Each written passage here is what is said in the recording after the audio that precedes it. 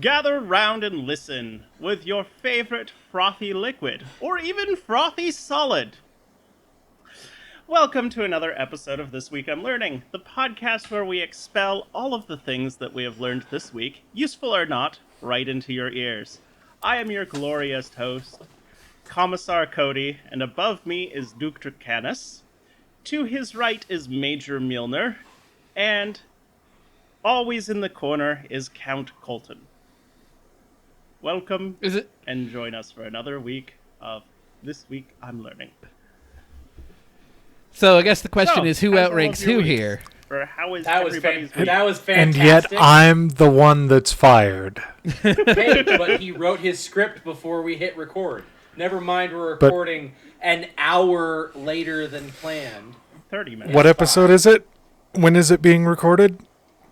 Oh, all right. It is episode 74, and it is being recorded Tuesday, January 18th.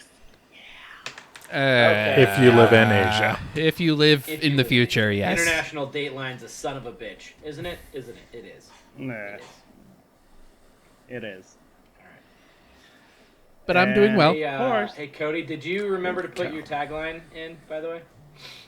That is a good point. No, I did not. See, I did the same thing. I hope you enjoyed. Yep, I hope you enjoy having experienced Cody's one and only time hosting. This is why Brandon's our host. We've learned. A bunch of jackasses try to throw it together at the last fucking second. Yep. We'll get it by 100. I will be returning to my post next week. Yet to be determined. Well, it's all good. Keep going. Keep going. Go you can't edit that out. Get on with the tag. Colton, are you muted? Because we did not just hear what you said. Whoops. Nope, I was. Good. That's okay. Yeah. Fuck me. No problem. Keep going. Okay, that's fine. Okay. So it'll just be a random talking from my side and no one responding to anything I'm saying. So it's fine. No one will know. Well, and we really should have redone the introductory order too, with we probably other people hosting. have, But it's all right. It's all right. Myself. So Cody is going to be talking about we are racing to the moon without a harpoon. Not to the moon, on Space whales. I knew it. Oh, racing on the moon without a harpoon. Oh. I know what this is. I know what this is. Exactly. We carry a harpoon. Okay. Actually, if you know what it is, I'm going to be a little bit surprised. Charlie is going to talk about going deep. Could be greenish. Interesting. I did intentionally put some ellipses in there for a dramatic pause, but it's fine. Green-ish. It doesn't need to be a dramatic pause. It's fine. To be fair, an ellipses is 3 dots, so you put in 4, so I have no idea. So what it you're should have talking been about. a longer pause. It's simply in a longer ellipses. No, see what? Well, I guess that would have been an ellipses and then end of sentence, and then you start the new sentence. Right, even longer of a pause. Another. That's pause. true. All right. Brandon is going to be talking about ditch your hashtag dongle life. Okay, I do need to point something out.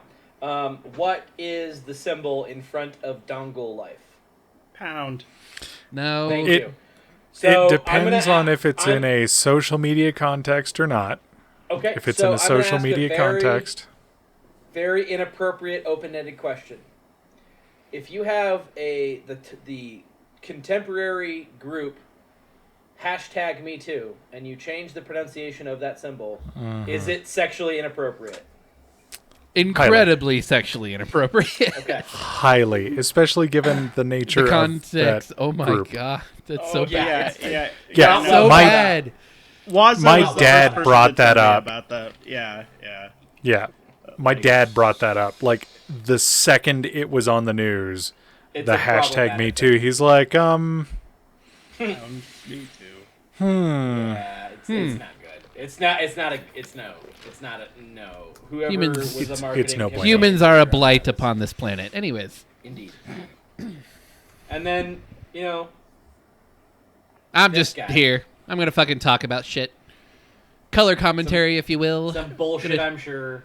Some bullshit, I'm sure. Hence the script. Well, I guess me, since I'm introducing. Yeah. Like, again, this seems super weird. Fucking talk. Cody, why don't you go? Oh, hello, I'm Cody. Thanks, Cody, for introducing me, Cody. How you doing, Cody? Cody's doing well. So this week, I got invited to an event. Now, this event is in a game called Star Citizen, and the event is called the Daymar Rally, which is a 500-kilometer race on a moon. Which, when you hear Called Daymar. like game, it's ridiculous when you've got spaceships that can travel millions of kilometers within minutes. However, this race, you're using, at least the division that I was in was using buggies that can do approximately flat out 200 kilometers per hour. And you're rarely ever going flat out on this moon.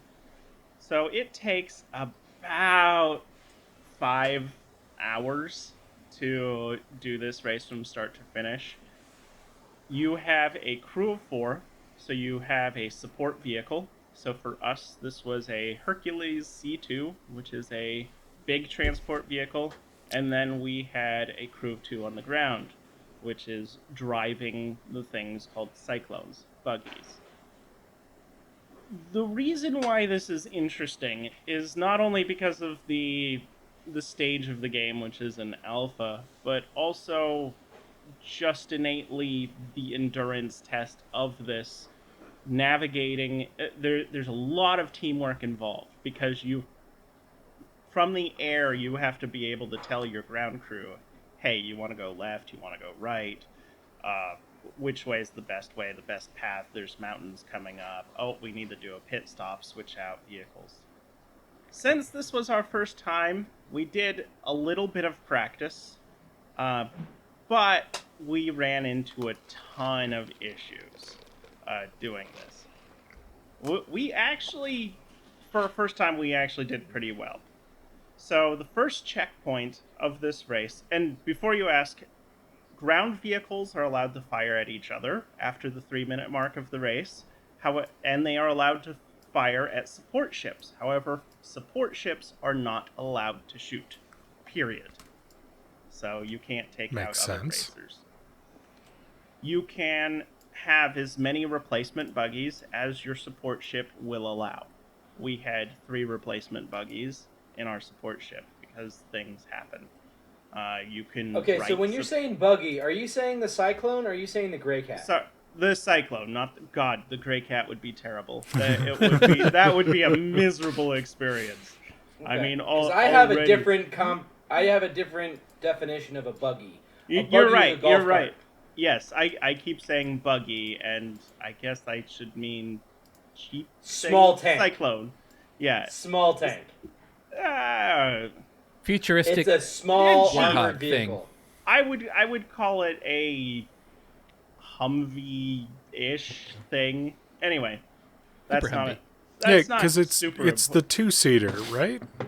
The 2-seater, we had one MT, so we had the 1 missile variant, but all 3 out of 4 of ours were the race variant, which is important because the race variant is faster and gets a boost, where the other variant does not get a boost, but it has missiles and a gun. Right out the bat, so we actually had issues. First of all, when I spawned in with first of all, the group started like 2.5 hours late because we were trying to use this new thing called Guilded instead of Discord, and we had to get, apparently the race operators had to get the devs of Guilded involved in order to support the amount of people that we had on there. So this is everybody or just your group? Everybody. Okay. So it spans multiple servers because you can't obviously fit everybody who's racing in one server. But the start time starts on all of the servers. And I know CEIG was involved somewhat in getting basically servers spooled up for this. Although, because at some point we were able to overpopulate the server. That way we couldn't have... And that's the desired effect because you don't want other people joining in on the server going, oh, there's a race going on. We're going Let's go to fuck it up. Exactly. So there's security for the race. There's camera crew for the race. There's the teams. So on our server, I believe there were actually 6 teams racing. And then the rest, there were a few people trying to do Jump Town and wondering, oh, is Jump Town clear? And we were all joking, because we don't want to say that we're doing the Daymar Rally. We were all joking. Well, of course it is, because nobody else is doing that. Yeah. So the first issue that we had besides the out-of-game issue was when we loaded in. Previously, we had our C2 already loaded with everything. Apparently, the way that it got stored was wrong, so we had to recall that and get a bunch of stuff again. And then the next issue is, for some reason, all of my gear was stripped off of my body, and I didn't have it. So I had to quickly re-get all of my stuff. Food, water, med supplies, all of that nonsense. Anyway, get to the starting line. I am the primary support pilot, so I am going to be flying the dropship. We've got the racer and another guy in there, and then we've got our team leader as the support pilot, because he's doing all the communication. Every 5 minutes, he needs to tell the group that is running the race, Atmos Esports, how far out of the checkpoint we are. So I give him a distance, he then reports it to them. So the race starts, we actually are in the lead on our server for about the first 30 kilometers. It's close, but we're jockeying for position, we're in lead. And then about at the 50 kilometer mark, our support driver, so the guy in the passenger seat, disconnects from the game. His computer crashed, and he comes back on, and because the server is full, he can't get back in. He spent the entire rest of the night trying to get back in, which for me, this was 4 a.m. as we're racing. So then we go we're about 10 kilometers out from the first checkpoint, which is the 92 marker, and our primary driver just dies randomly. He gets 30 seconds that we can revive him. It's in a rocky field. I don't have enough time to land in that 30 seconds. We get down. My support co-pilot then gets in and starts driving. He makes it to the first checkpoint, and he makes it. And as we're racing between the second checkpoint at 92 kilometers and then the race finish, it's about 400 kilometers. So quick question: would you have been allowed? So say you had a support character in the back of the ship, just ready to jump out to save them, or save your teammate. Could they have ridden one of the, what is that, a dragonfly? Or what are those things? Are they allowed to do stuff like? So they could have. So you would have had to land. You would have just kept. No, the only way that you could do that is the Constellation, because it comes with a P-52, gets to use the P-52 as well as a support vehicle, not as a race vehicle. So that might be where that would come in handy. Anyway, we get down, he takes over. We race to about the, I would say the 250 kilometer mark. And then, so it's just me and him. I'm flying the ship, giving directions. He's driving the Cyclone. He winds up dying randomly. So now I've got to ditch the spaceship, get into the Cyclone, and just drive. So I'm driving, and I wind up taking his Cyclone, because what happened is when our support driver left the server, his Cyclone inside of the C2 also disappeared because he left. So then we only have the MT left, or the racing one. At this point, we realize that having the racing one is way better than having the MT because of the boost. Sure, having armament is nice, but you're only really going to be in range for a few seconds of anybody else. So I get into the racing one. It doesn't look to be damaged. I go for it. Everybody else in the group is now cheering me on Discord. I'm streaming my game on Discord. We get to about the 150 kilometer mark, 150 kilometers until the finish line. And one of the guys in Discord notices that my oxygen is low. Well, the Cyclone is an open air vehicle. There is no way to replenish oxygen on it. I get out. I try and take these things in game called OxyPens. Turns out OxyPens don't do anything right now in the game. So I take like half a dozen of OxyPens going, oh crap. So that doesn't work. I get back in the Cyclone, just try and drive as fast as that thing can go. I'm not worried about damaging it at this point because it doesn't matter. Well, wound up taking too much damage and it stopped working. It didn't explode or anything. It wasn't even smoking. I get out and I'm like, screw it, we're gonna do this on foot. So we're at around the 130 kilometer marker when that happens. A few days later, I get to the 125 kilometer marker, and I have now run out of oxygen, and I'm starting to take health damage. I've got Medipens, so I just start jabbing myself with Medipens. Then, as I'm like, the oxygen's not working, I'm like, man, I don't know if I'm gonna have enough to do this. I'm like, fuck it, I'm gonna take off my helmet. So I take off my helmet, I put it back on, I get a minute extra of oxygen now. By doing the weird remove, take back on. I know it doesn't make any sense. It's game physics. So I limp along for another 4 kilometers and wind up dying at 124 kilometers from the end of the race. And Cyclones This were is like the like worst the cannonball vehicle you're allowed ever. to use? Sorry, Charlie. Cyclones are the only vehicle you're allowed to use?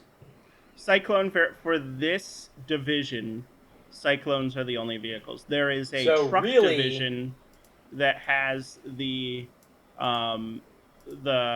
new Anvil Spartan in it, or the Ursa Rover. So you can use those in that division. I personally think a Dragonfly race would be amazing, like a single-seater. There is also a hover bike division of of the race too. So obviously they finish first because they're significantly faster. What we learned from this, and our group leader is awesome, even published an after action report of all of this. What we found out is we don't know, but we suspect that the first 2 people that died from the race died from lack of oxygen and just didn't get oxygen warnings on the screen. What we would do to improve this is every 50 kilometers, we would just switch people out. Because once you're in the ship, you refill your oxygen, you're fine. The other thing is when my co-pilot that was racing, it was just me and him, when he died, he had about 5 minutes for me to rescue him, but you can't rescue people with Medipens, and I couldn't buy a Medigun on Port Olisar. So I didn't have that available. Otherwise, I could have saved him. So it would be pretty cool. A lot of different things went wrong. And it's interesting for being a game. Go ahead. I was going to say, I hope CIG, because the concept's really freaking cool. A moon-wide race. I mean, it's pretty cool. I would think it'd be cool if they built, maybe if they actually support. I know they kind of supported it in half-assed way. If they were to fully support it, have a store or something at the starting line so you can get everything. Make the Oxy pens work. Yeah. It could be a cool thing, and then have 4 races a season on 4 different moons or whatever. Maybe an asteroid one, random asteroid one or something. Well, CIG I think a cool shit that could be done. Things, I got to give them credit. They did some things to support it. So I know they were involved with the servers in a way, and also our team leader. So I was racing with 907 Gamers, which is Alaska's gaming group. Yeah. The Alaska flag colors are blue and gold. we were able to, our team leader was able to contact CIG and get us all blue and gold skins for the race, because the Invictus skin is blue and gold. So we had all of our Cyclones were all matching colors, and our C2 was matching with Nice. that. That's cool. It looked beautiful. A matter of See, fact, I I- can post a. Please a tell me you got a lot of picture screenshots. Yeah. here. Yeah, we got. We don't have any of the race itself, but we have a lot of them of, like, pre-race of our team. So it was a cool So experience. were there any shots fired? There. Did anyone so finish what the happened- race? Yes, people finished the race, but it was. I was a would manslaughter. It was a estimate that massacre. it was like, and it wasn't because of people blowing up for the most part. It was, similar situations to ours. This is I didn't have as much respect for this as I do now. The endurance part of this is just immense. Like, trying to go through this and teamwork. I mean, sorry, I'm running out of words for this. Of course, it was, by the time the race was done, it was 7 a.m. my time, and I was basically hopped up on these all night. Yeah, it was an incredible race, and I would absolutely do that again. I Nice. would make it It's 4.5 Wednesday- minutes before I have a game-ending crash. Yeah, that. Eventually, we're gonna. This is our next discussion topic: is Star Citizen, but Yeah, it's got potential. That would be a very cool experience. Like I said, 4 times a year or whatever. Like, when's the next one, or is there going to be another one? yearly. It's yearly. Okay, So the So- next one will be next year. Yeah, or 2953 in game is what they do. Right. Maybe Dark Horizon needs to be present for that one. We don't Yeah, need Cody. I'm gonna we'll have fly a our, We'll conflict fly our of own interest. ships with like blackjack and hookers. So screw you. Well, Charlie, why don't you tell us about how going deep can be green-ish? Okay, so Ish. Oh. what? Oh. You're Okay. good. Did you think I froze because I stopped moving for a second? For a second, yeah. Yep. Yeah. I'm fine. I'm just able Thank to hold position for a second. Anyways, so this week I was listening to an NPR story earlier on the radio while I was at work, and my inspiration for today's topic was that a Colorado company has gotten a $2.5 million grant to study and put into effect geothermal power utilizing dormant or soon-to-be dormant petroleum wells. Because when you drill for petroleum, you're going, half to 1.5 miles into the Earth's crust. And the temperature at the borehole, at the bottom of the hole, is anywhere between 50 Celsius and 110 Celsius. If you are in that sweet spot of 80 to 100 Celsius, you are going to be able to functionally create geothermal power.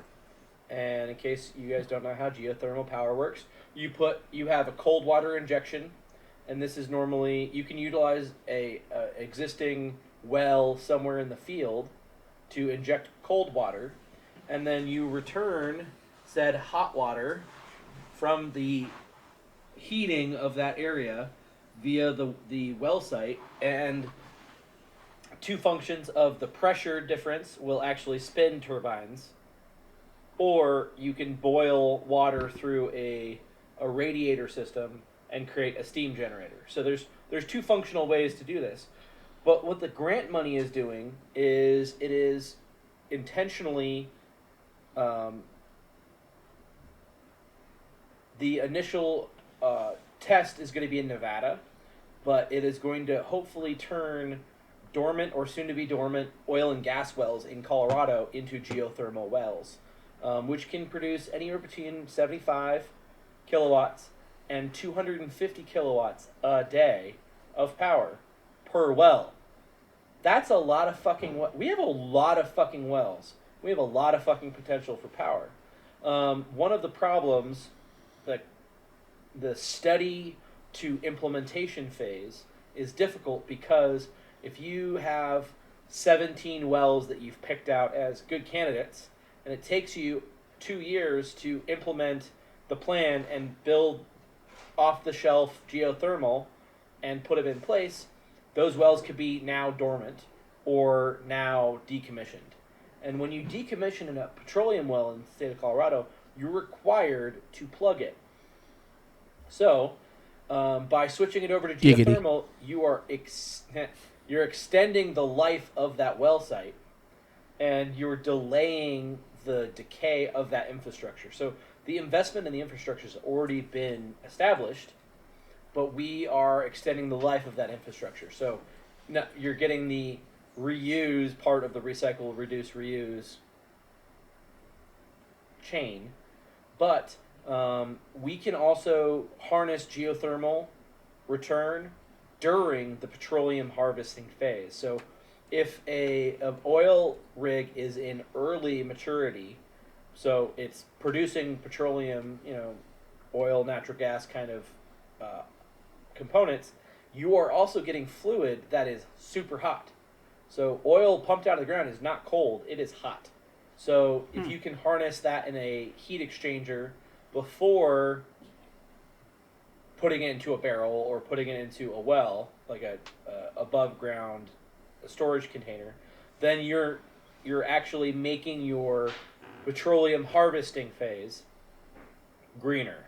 So we can potentially extend and reuse oil and gas that is prevalent. Like, the United States is oil independent right this second. We produce more than we use right this second. And if we harnessed the geothermal energy, we're not going to indefinitely increase the length of these sites. We're just going to lengthen the length of these sites. So it's not an end-all be-all forever solution. However, if they've already done the labor-intensive part of drilling half to 1.5 miles into the ground, why not use the advantage of that? Now, one of the things that I was concerned about, and in reading a couple articles about it is substantiated, is that the oil companies are going to want to prorate and cost share the cost of drilling that well initially if someone else is going to reap the benefit from it. So it's not like the geothermal power is going to get the well for free. The petroleum companies are going to try to make another buck off of them. So that will have some potential cost sharing on the implementation of an oil well. But even if you're sharing that 50-50, that's cheaper than drilling your own hole for geothermal. So that is a cost savings. I think that there's a reasonable argument to be made for it. And well, I wonder, any real honest attempt at green energy is a plural attempt at green energy. We have to have petroleum and petroleum products for the foreseeable future, even with EVs and hybrid cars. You still need oils and petroleum products for non-car related issues, whether it's rubber, whether it's industrial scale petroleum, plastics. You're still going to need that stuff. So it's just because we switch over to, if everyone switched over to an EV right now, we would still need an oil and gas drilling. Would still need it. Mm-hmm. So I kind of have a quick topic this week. It's pretty surface level. I'm optimistic that in the next year that they're going to be converting these wells over to geothermal, and that we will not have the threat of explosions from oil and gas drilling sites that are left decrepit and poorly capped. And yeah. So first off, I would say that's a pretty deep topic, Charlie. Thanks. I hate you all. So I don't know if you said it. How clean? So, is there any byproducts of this process at all? So, if you are at the point of maturity, when the well is not quite to the point of poor economic return meeting diminishing returns, you are getting petroleum products and water. So if you are pumping up the and water part and pumping it right back down, it's a closed circuit. What's coming up is going back down in. Now, key is this is a solid pipe going all the way down. It is not just injecting the water and waiting for it to seep down, because that would contaminate the water table. And we drink from water in this region, not this region. So aquifers in general are struggling, and I honestly think that part of the struggle with diminishing return aquifers, in addition to more use than replenishment because of climate change, is that when we pull oil out of the ground, you're creating a cavern. You're creating a porous substance. Something's going to fill that. And if the water table drains into your petroleum table, it's contaminated. So there is no risk to water contamination. But this aquifer at the surface level should remain as pollutant-free as it is. So that, as far as the pollution component, that is separated. When you're pulling out petroleum products and storing them and taking them out of the cycle, you are effectively removing a net amount of fluid from the system.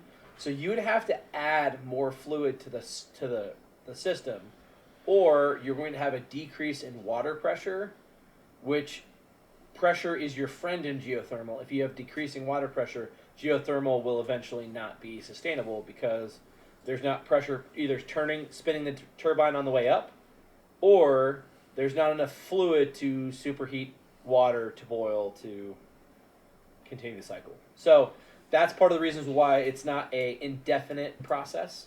It has a diminishing return, because they're not going to just say, oh, you can get power out of this now without us pulling the oil out? Oh, we'll stop pulling the oil out. No.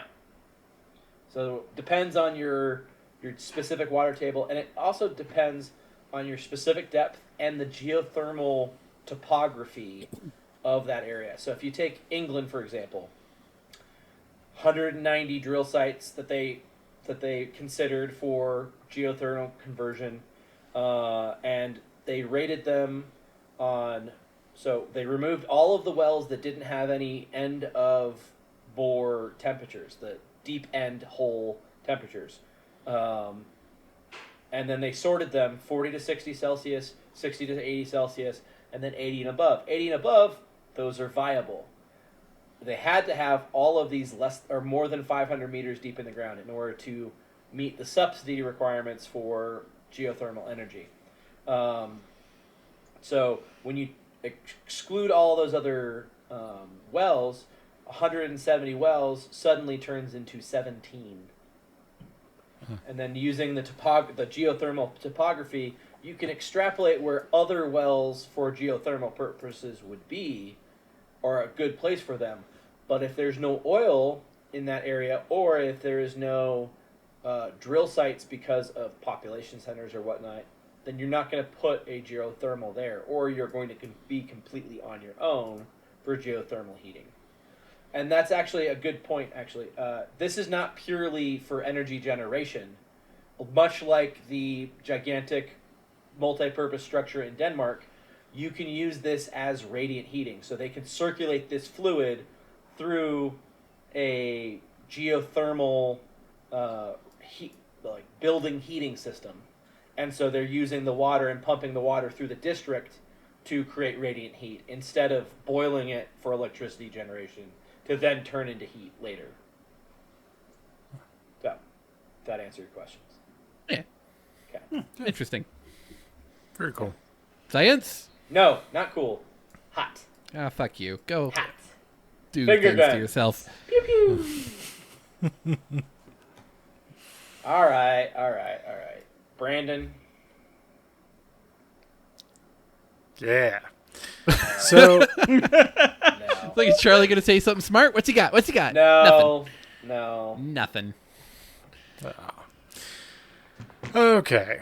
Well, so that's that ditch your hashtag dongle life is only partially right.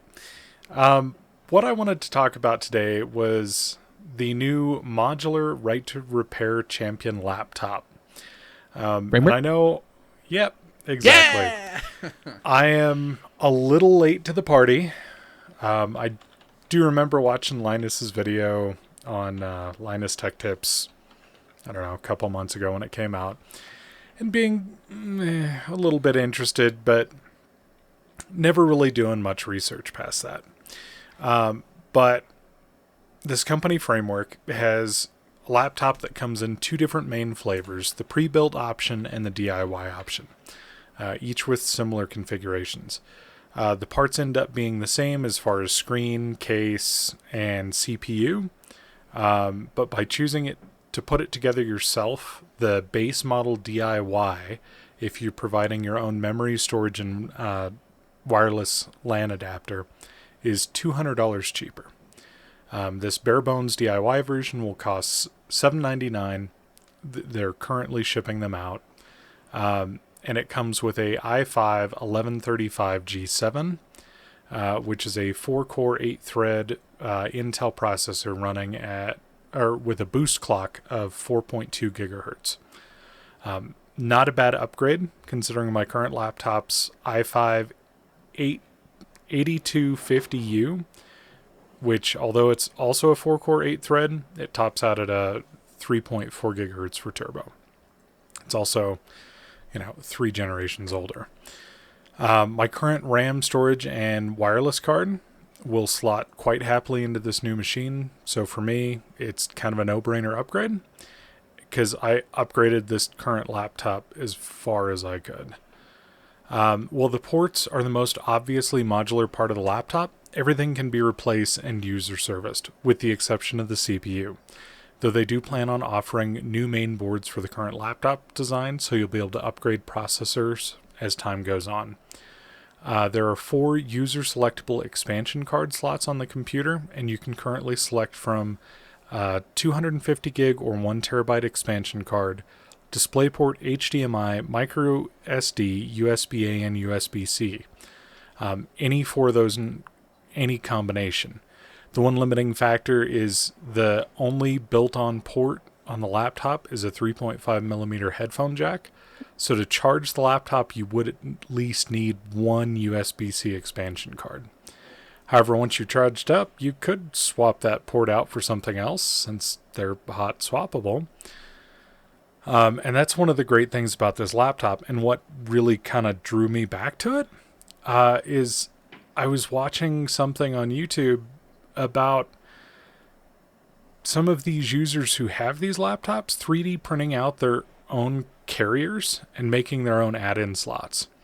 So one person added in magnetic charging by modifying a USB-C expansion slot with a 3D printed card, some soldering, and a third-party magnetic USB-C charge cover and cable.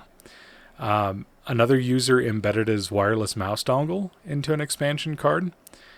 And what kind of drew me even further into it is, while there's not official Thunderbolt 4 support, it has all of the hardware there to do it. It can do it. It's just not been officially blessed by Intel. It's not certified. But there's already... Yeah, there's already users running external GPU docks with no issues.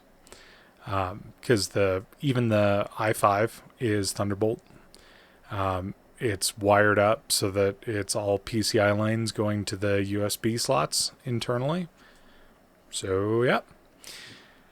I am currently using a Dell Latitude 5490 that has been through the ringer. It was salvaged from an e-waste pile and pushed into its secondary life as my primary laptop after some replacement parts and a couple hours of repair. I say primary because I do still have the Surface Go 2, and it does occasionally see use, but I think that's going to be going away in the next month or two. But yeah, I've just kind of come to realize that personally 2-in-1 devices are too compromised to be good at any one task.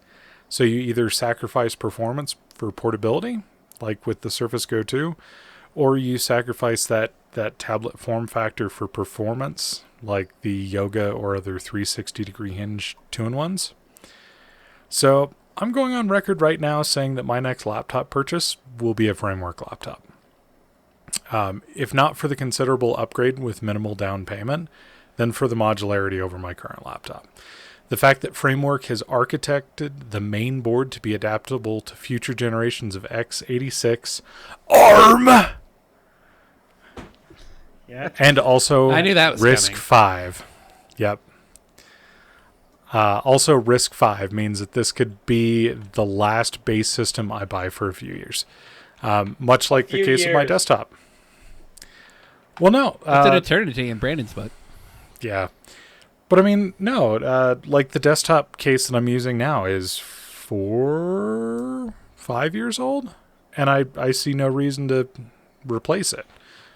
It holds the parts just fine. And if that's all this laptop really is in the end, is the case to fit in the new main board that has the 14th gen Intel, or if Windows on ARM finally gets good enough that I can get an ARM processor and make that work for my daily life, or I want to do some development for RISC-V, I could slap that in there. It takes 5 minutes to replace the main board in this computer. I have watched teardown videos, and it is 5 minutes. That's stupid quick. They also, one thing that's really interesting is Framework also designed the main board to be used outside of the case. So there's no intrusion detection. There's nothing like that. There's nothing stopping you from pulling that card out and making yourself a Pip-Boy with it. Or like one user did, he built it into a 10-keyless keyboard and now has basically a modern ode to the Commodore 64. I mean, it's kind of the hacker's playground. It's the modder's playground. Now I just need a 3D printer too. Yeah. It's the anti-Mac and anti-Surface device in terms of repairability. Obviously, it is designed to be taken apart, and it's kind of cool. And hopefully, with like support from I think Linus from Linus Tech Tips supports it in terms of investment, which is kind of a interesting thing for a tech reviewer to do. Don't ever skip ARM Day, baby.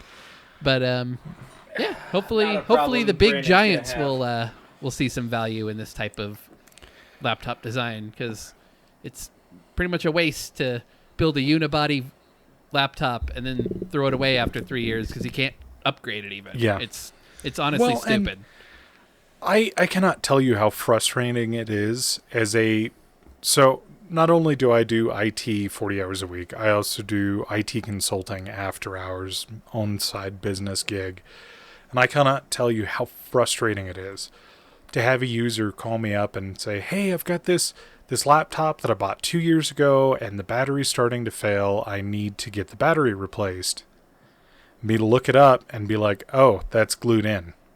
I don't mess with glued in batteries because you have to use a heat gun to get them out. On a battery. Then you end up with residue. You're applying heat to this potentially bloated and deteriorating battery, and it's like, yeah, never skip ARM day, if you know what I mean. Jesus. But it's frustrating to have to tell people I'm not going to replace that. I'm not going to dig in there. You can try, one of the other repair shops, but I've had a couple clients come back and just say, hey, just so you know, this repair place in town won't do it. This repair place in town won't do it. I am just going to end up buying a new laptop because it's easier for me to buy a new laptop than to try and get a new battery replaced. And I'm just personally getting really sick of it because there was a point in time where I could replace batteries in phones.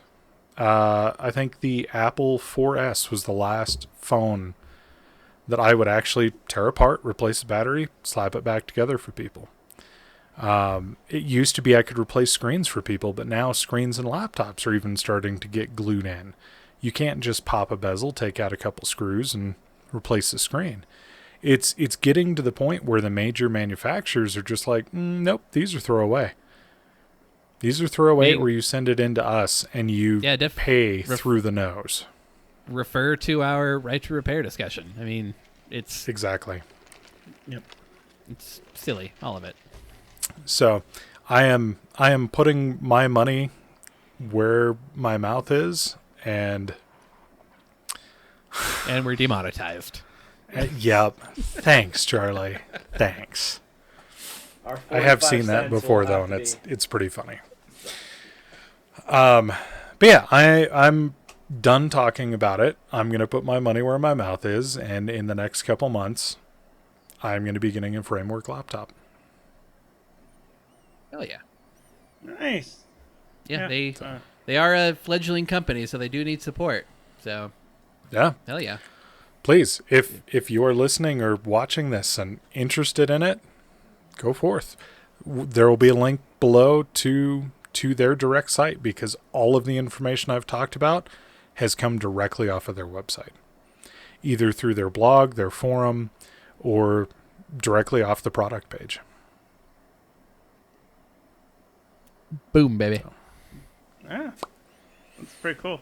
Now we just need the phone too. Yeah. And I mean, to some extent, I get phones. Yeah, because it's so compact.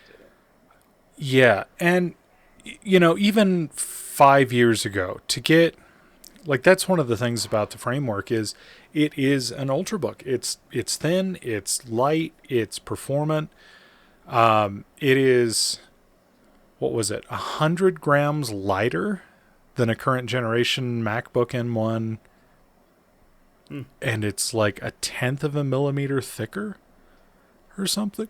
It's very close. And the fact that you can put your own ports on it,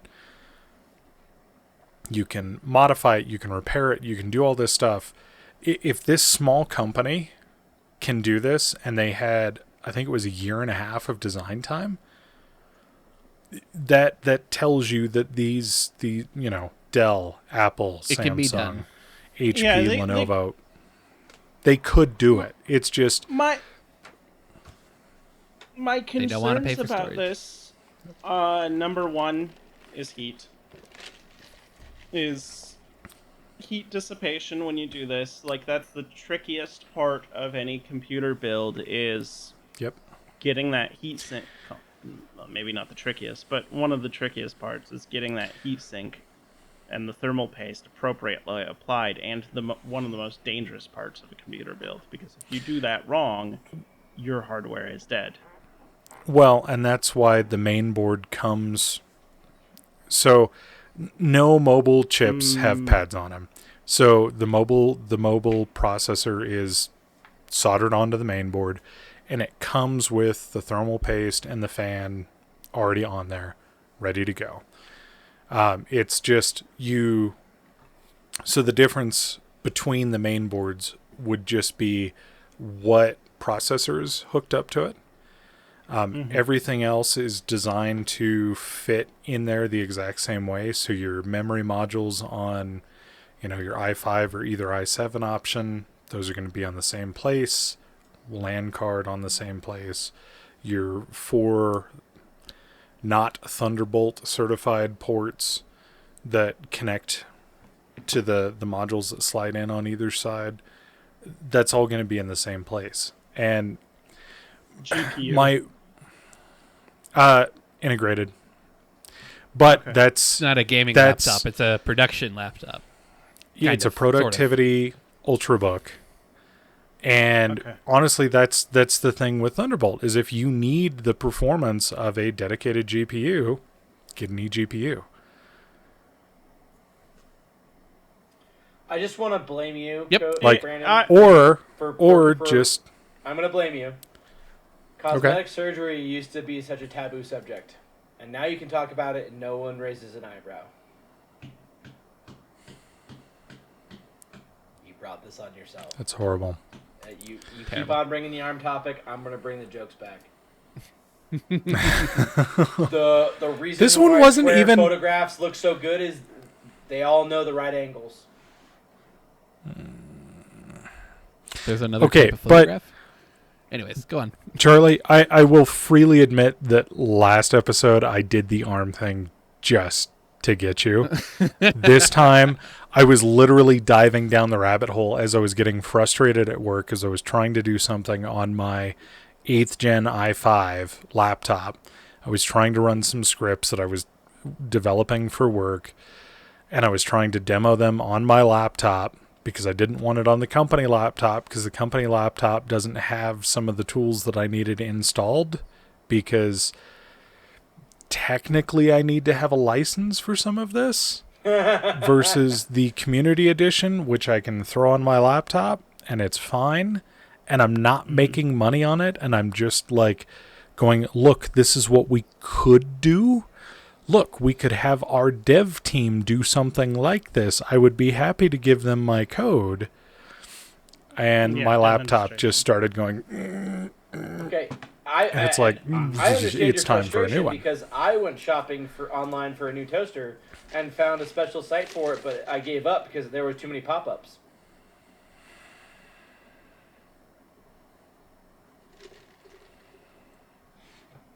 Cricket noise. Cricket noise. I went to Cricket a noise. pub quiz last night, and I could tell that it was a rough place when the first question was, "What are you looking at?" Cody, please take the reins and get this over with. This has been This Week I'm Learning with Brandon Vader. Why don't you tell us about yourself, Brandon Vader, and where we can find you? I apparently keep getting in trouble for bringing up ARM processing, even though it is an amazingly awesome topic. But you can find me at thetechpirate.net, where I am sure to start contributing eventually again to my own site.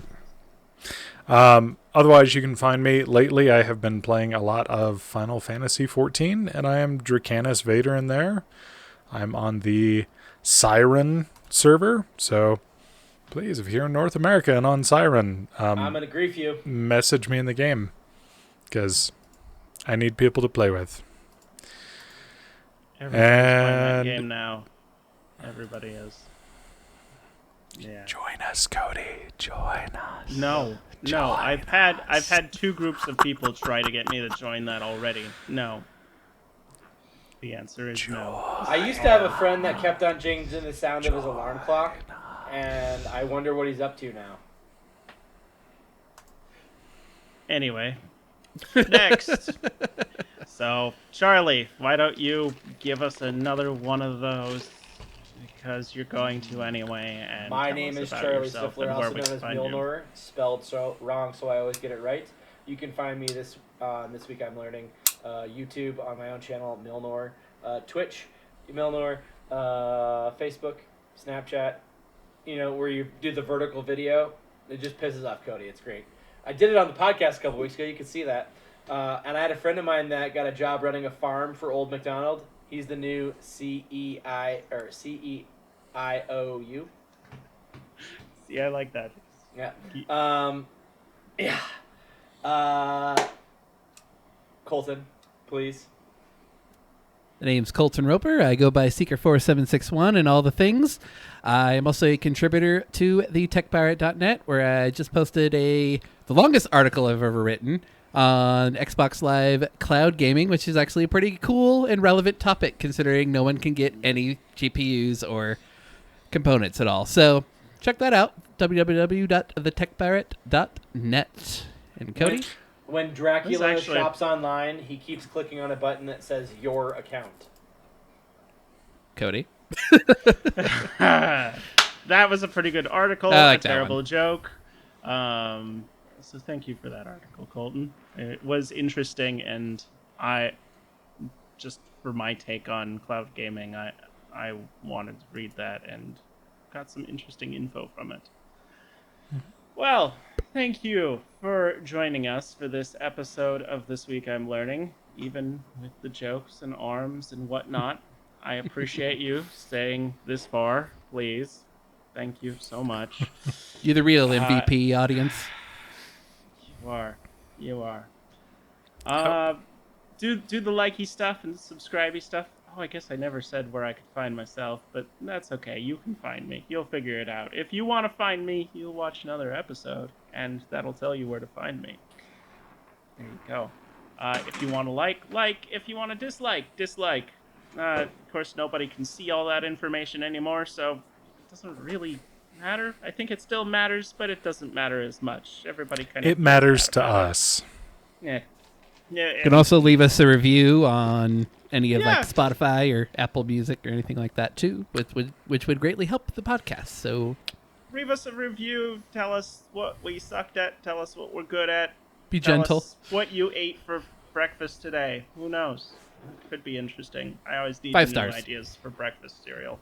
Or You could tell us just how food. you had to give up your plan to set up a business creating work surfaces for shops because it was counterproductive. You could tell us that, absolutely. Anyway, for your social media peeps, you can check us out on Twitter at THISTWIL. If you'd like to contact us, you can also send us an email at twil@thetechpirate.net. Just twil@thetechpirate.net, not at twil@thetechpirate.net. And see you next week, where I will be fired, so you can return to this glorious host up here. Goodbye. Bye. Come back to my loving embrace. Only that Bye. you don't do it in a creepy manner.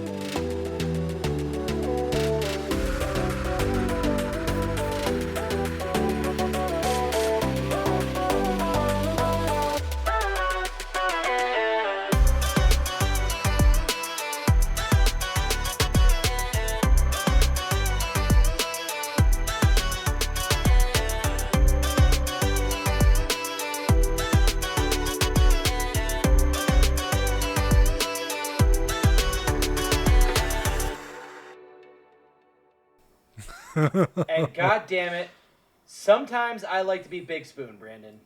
Damn it. You're a selfish cuddler. It's not okay. I missed something there. A That's fine. shellfish cuddler. Yeah. No one I can think speak. It has to do with, I don't know. I missed seafood, something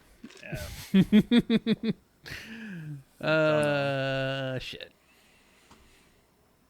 I guess this is the after show. Fuck. Yeah, Someone be entertaining. Someone be entertaining.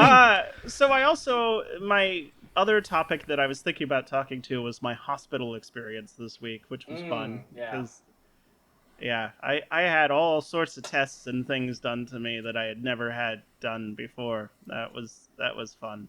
Much Sure you like, went to a hospital? Much like the schedule of my ambulance company this week and a busy whorehouse, all the holes were filled.